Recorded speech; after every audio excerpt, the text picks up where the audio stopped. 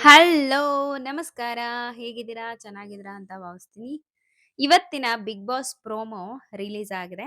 So, ಇದರಲ್ಲಿ Gilli, Raghu war ತುಂಬಾ ಜೋರಾಗಿದೆ ಅಂತಾನೆ ಹೇಳ್ಬೋದು.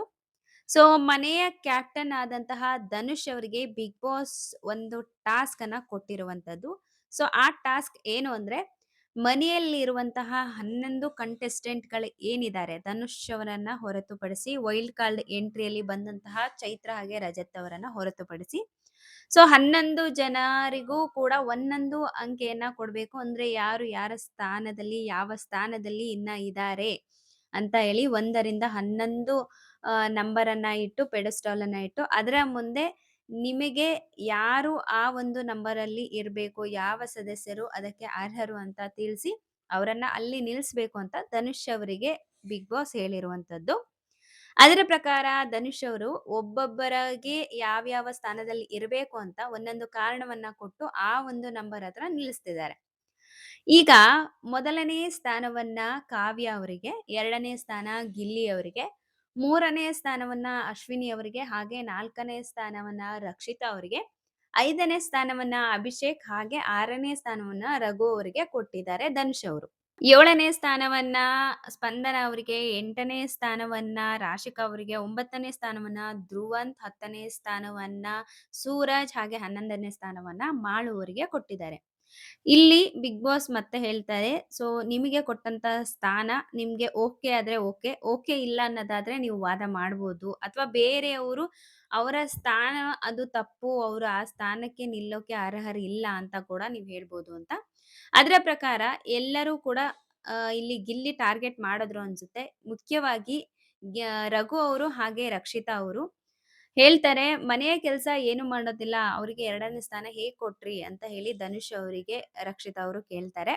ಇದಾದ ನಂತರ ರಘು ಅವರು 6ನೇ ಸ್ಥಾನ.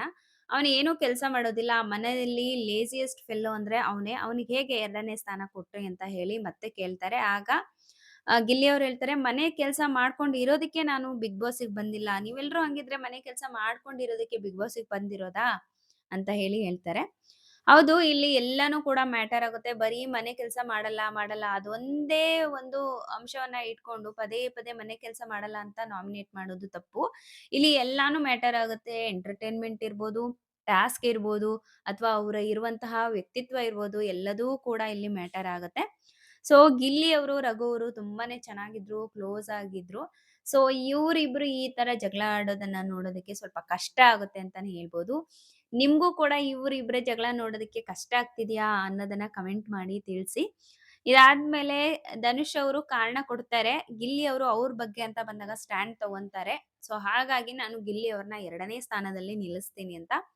ಇದಾದ ಮೇಲೆ ರಘು ಅವರು ಹೇಳ್ತಾರೆ, "ಮನೆ ಕೆಲ್ಸ ಮಾಡಲ್ಲ ಏನಿಲ್ಲ, ತಟ್ಟೆ ಹಿಡ್ಕೊಂಡ್ ಮಾತ್ರ ಬಂದ್ಬಿಡ್ತೀಯ ಅಡ್ಗೆ ಮನೆಗೆ" ಅಂತ. ಸೊ, ಈಗ ಗಿಲ್ಲಿ ಅವ್ರು ಹೇಳ್ತಾರೆ, "ಏನಣ್ಣ ತಟ್ಟೆ ಅಂತಂದ್ರೆ ಏನು? ತಟ್ಟೆ ಹಿಡ್ಕೊಂಡ್ ಬಂದ್ಬಿಡ್ತೀಯ ಅಂದ್ರೆ ಏನ್ ಅರ್ಥ?" ಅಂತ.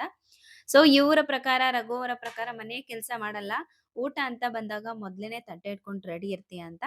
ಸೊ, ಈ ರೀತಿ ಮಾತಾಡೋದು ತಪ್ಪು. ಸೊ, ಊಟ ಅಂತ ಬಂದಾಗ ಎಲ್ಲರೂ ಮಾಡೇ ಮಾಡ್ತಾರೆ ಅಲ್ವಾ? ಏನ್ ಕೆಲ್ಸ ಮಾಡ್ಲಿ, ಬಿಡ್ಲಿ ಮಾಡ್ಲೇಬೇಕು. ರಘು ಅವರು ಈ ರೀತಿ ಪದ ಬಳಕೆ ಮಾಡಿರೋದು ಎಲ್ಲೋ ಒಂದ್ ಕಡೆ ತಪ್ಪು ಅನ್ಸ್ತು. ಇದಾದ ನಂತರ ಗಿಲ್ಲಿ ಅವ್ರಿಗೂ ಮತ್ತೆ ರಘು ಅವ್ರಿಗೂ ಸ್ವಲ್ಪ ಜಗಳನೇ ಆಗುತ್ತೆ. ಸೊ, ಈ ರೀತಿ ಮಾತಾಡಿದಂತಹ ರಘು ಅವರಿಗೆ ಕೇಳ್ತಾರೆ, "ತಟ್ಟೆ ಹಿಡ್ಕೊಂಡ್ ಬರೋದು ಅಂದ್ರೆ ಏನಣ್ಣ? ಇದು ತಪ್ಪು ನೀವು ಮಾತಾಡೋದು" ಅಂತ ಎಲ್ಲ. ರಕ್ಷಿತಾ ಅವರು ರಘು ಅವ್ರನ್ನ ತಡೆಯೋದಕ್ಕೆ ಹೋಗ್ತಾರೆ. ಆದ್ರೂ ಕೂಡ ರಕ್ಷಿತಾ ಅವರಿಗೆ, "ನೀವು ಸುಮ್ನಿರಿ, ನೀ ಸುಮ್ನಿರು" ಅನ್ನೋ ತರ ರಘು ಅವ್ರು ಹೇಳಿ ಮತ್ತೆ ಗಿಲ್ಲಿ ಅವ್ರ ಜೊತೆ ವಾದ ಮಾಡೋದಕ್ಕೆ, ಜಗಳ ಮಾಡೋದಕ್ಕೆ ಮುಂದಾಗ್ತಾರೆ. ಇದು ಸ್ವಲ್ಪ ದೊಡ್ಡ ಮಟ್ಟಿಗೆ ಜಗಳ ಆಗುತ್ತೆ ಅಂತಾನೆ ಹೇಳ್ಬೋದು. ಇಲ್ಲಿ ರಾಶಿಕಾ ಅವರು ಕೂಡ ರಕ್ಷಿತಾ ಅವರು ಆ ಸ್ಥಾನದಲ್ಲಿ ನಿಲ್ಲೋದಕ್ಕೆ ಅರ್ಹರಲ್ಲ ಅನ್ನೋದನ್ನು ಕೂಡ ಹೇಳ್ತಾ ಇದ್ದಾರೆ. ಎಲ್ಲೋ ಒಂದ್ ಕಡೆ ರಘು ಅವರು ಈ ರೀತಿಯಾಗಿ ಮಾತಾಡಿರೋದು ತಪ್ಪು. ಯಾಕೆಂದ್ರೆ ರಘು ಅವ್ರಿಗೆ ಪರ್ಸನಲ್ ಆಗಿ ಗಿಲ್ಲಿ ಅವರು ಮನೆಗ್ ಬಂದ್ಮೇಲೆ ಎಷ್ಟು ಅಟ್ಯಾಚ್ ಆಗಿದ್ದಾರೆ. ಅವರಿಬ್ಬರ ಸಂಬಂಧ ತುಂಬಾ ಚೆನ್ನಾಗೇ ಇತ್ತು. ಅಂತರದ್ರಲ್ಲಿ ರಘು ಅವರು ಈ ರೀತಿಯಾಗಿ ಮಾತಾಡ್ತಿದ್ದಾರೆ ಅಂದ್ರೆ ಇದು ನಿಜವಾಗ್ಲೂ ಕಷ್ಟ ಆಗುತ್ತೆ ಗಿಲ್ಲಿ ಅವರಿಗೆ ಆದ್ರೂನು. ಸೊ, ಈಗ ಇವರಿಬ್ಬರ ಮಧ್ಯೆ ದೊಡ್ಡ ವಾಗ್ವಾದ ನಡೀತಾ ಇದೆ. ಇದರಿಂದಾಗಿ ಮನೆಯವರೆಲ್ಲ ಅವರಿಬ್ಬರು ಜಗಳ ನಿಲ್ಸೋದಕ್ಕೆ ಮುಂದಾಗಿದ್ದಾರೆ. ಸೊ, ರಘು ಅವ್ರು ಮಾತಾಡಿದ್ದು ತಪ್ಪು. ಕೊಟ್ಟಂತಹ ಸ್ಥಾನಗಳೇನಿದೆ ಅವರು ಯಾಕೆ ಆ ಸ್ಥಾನದಲ್ಲಿ ಅರ್ಹರು ಅನ್ನೋದನ್ನ ಹೇಳ್ಬಹುದಾಗಿತ್ತು. ಅದನ್ನ ಬಿಟ್ಟು ಬೇರೆಯವ್ರು ಯಾಕೆ ಅರ್ಹರಲ್ಲ ಅನ್ನೋದು ತುಂಬಾ ಒತ್ತಿ ಹೇಳಿದ್ರು ಅಂತ ಅನಿಸ್ತು. ಇವತ್ತಿನ ಎಪಿಸೋಡ್ ಹೀಗಿದೆ. ನೋಡೋಣ, ಇವತ್ತಿನ ಎಪಿಸೋಡ್ ನೋಡಿದ್ರೆ ಗೊತ್ತಾಗುತ್ತೆ. ಸೊ, ಗಿಲ್ಲಿ ಮತ್ತೆ ರಘು ಅವರು ಮತ್ಯಾವ ವಿಷಯಕ್ಕೆ ಈ ಒಂದು ಜಗಳವನ್ನ ಶುರು ಮಾಡಿದ್ರು? ಇವ್ರ ಫ್ರೆಂಡ್‌ಶಿಪ್ ಇಲ್ಲಿಗೆ ಕೊನೆಯಾಗುತ್ತಾ? ಮುಂದುವರಿಯುತ್ತಾ ಅಂತ?